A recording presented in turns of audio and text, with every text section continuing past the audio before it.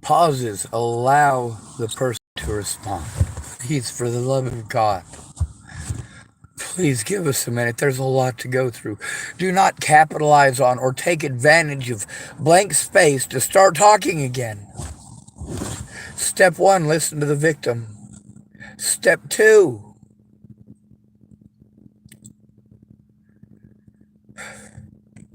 what is step two? What is it? It's don't interrupt. That's right. Don't interrupt. Some of us may have difficulties communicating with a bunch of background noise.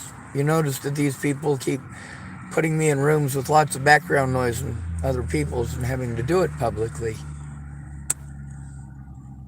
Instead of allowing me a quiet room, a quiet room, a quiet room. When I'm in a quiet room, that means that you need to be quiet too. Your opinions don't matter. The victim is having a hard enough time explaining this to you already. They have already been interrupted by a million people who said go to the library, a million people who said go to TFCC, a million people who said to go to TCCHC, a million people who said to Nell Boggs, a million people who said Dual County Sheriff's Department, a million people who said Region 1, Region 2. When we say everyone, we're not just generalizing. There are details to come, but you need to stop and listen. It is being recorded. You don't have to take notes. It's being recorded. You can listen to literally my words. If you forget something, you can literally get on the recordings of my words and hear what I said. If you missed something, if you didn't write it down, if you misconstrued it, or if you made a bad assumption because one of the predators that I tried to turn in got to talk to you first and he's got a badge, or because you're friends with the guys with the badges, you go to church with them and stuff, or you work closely together because you're all supposed to be professionals. When it comes to being quiet, all of you think it's always your turn to talk. No matter what, you want to shoot it down like we're too retarded to know up from down, left from right. That's why I didn't want to tell people I was autistic.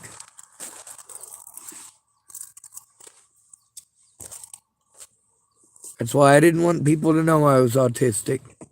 That's why I didn't want the autism diagnosis. With Tourette syndrome and autism, my entire life, if I have a meltdown, it's not a meltdown. It's a mental breakdown because you do treat us so much differently. You can tell we're different, so you call us creepy and weird.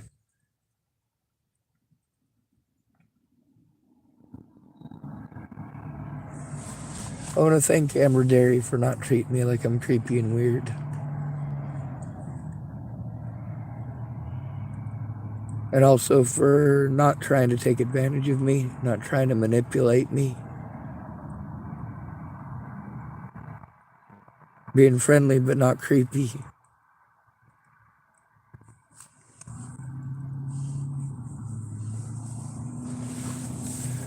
Now we're on to step 3. The safety of the victim and their evidence is the most important thing. The safety of the victim and their evidence is the most important thing. Let me say that again for those of you who are annoyed every time you read that. I'm one of those people too. For those of you in the back, for those of you in the nosebleed section, so to speak. For those of you who weren't able to hear it the first time, step 3. What is step 3? The safety of the victim and their evidence. That is the goal. That is the most important thing. If we have a communication issue, instead of capitalizing on it, that doesn't mean talk over us. It means talk less, listen more. Otherwise, you're taking advantage of our disability. That is what you're doing 100% of the time when you interrupt us. If we are telling you something, it is important. Also, the fact that I am not mentally fucking retarded. I do have the internet at my fucking fingertips. I do a lot of research. I look this stuff up. I make sure I know my shit, motherfuckers.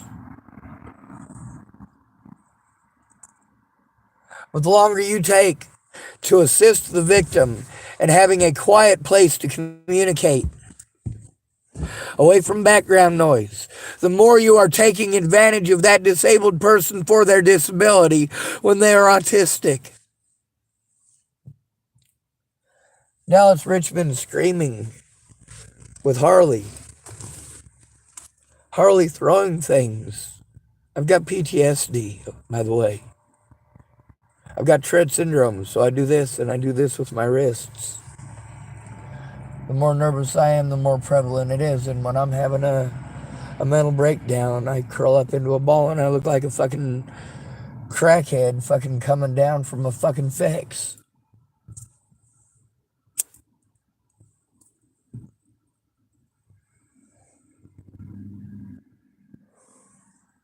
It's because I'm fucking scared.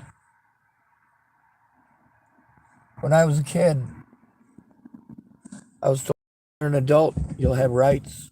People won't be allowed to do this anymore. How many of you dumbasses believe that?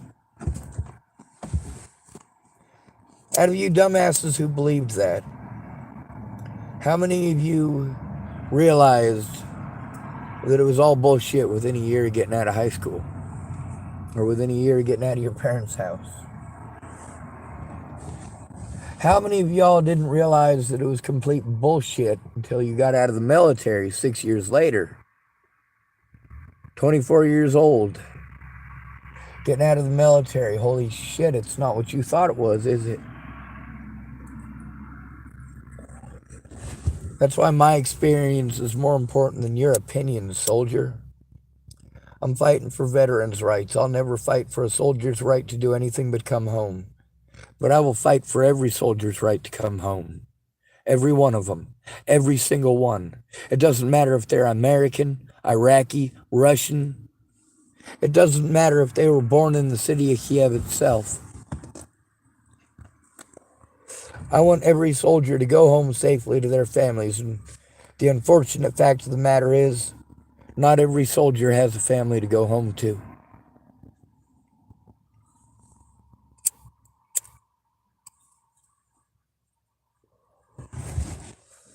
Before you hate on me for making hateful videos,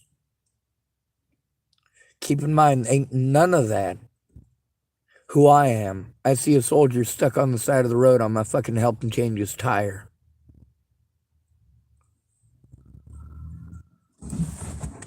I might even thank him for what he thinks he's doing.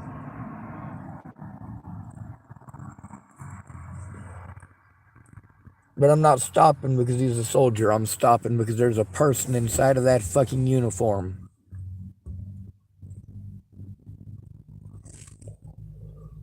If I saw somebody hurting a police officer, I'd like to believe that I would just watch, but I don't have the ability.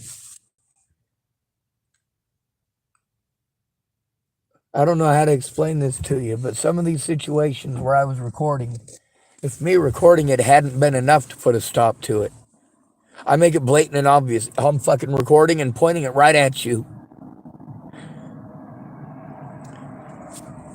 Those situations could have easily escalated and gotten out of hand, like with Robert Franklin Warnick. God damn you for letting that happen. I didn't have a quiet place. Just like Lana and Mandy Inglines, it was too loud. When I was at Miss Jerry's, she was too busy talking on the phone. I'm stuck in the same room as her. She is going out of her way not to understand autism. So is Lana, so is Amanda. Lana's fucking snapping at me. Well, you know what? You can't just expect everyone to change. Yet you expect us to change, Lana. You expect everyone to change immediately to fit what you want right when you want it. I didn't want to have sex. I needed help because I'm being abused. All this background noise. the lack of a quiet place, the lack of effective communication. Instead of communicating in a way where I feel comfortable, instead of listening to me when I make my report so I know that I'm being heard, so that I know I'm not being brushed off or blown off, listening to understand. And none of you will do that. You have already started arguing before I've even gotten the first thing out of my face, haven't you? You've already started digging for excuses to look the other way. That's what puts us at risk. Step 1, listen. Step 2, don't interrupt. Step 3. That's right, we're on to step 3 here. This is the third video. The safety of the victim and their evidence is the most important. If they have special needs, our First Amendment to the Constitution covers that. You fucking idiots.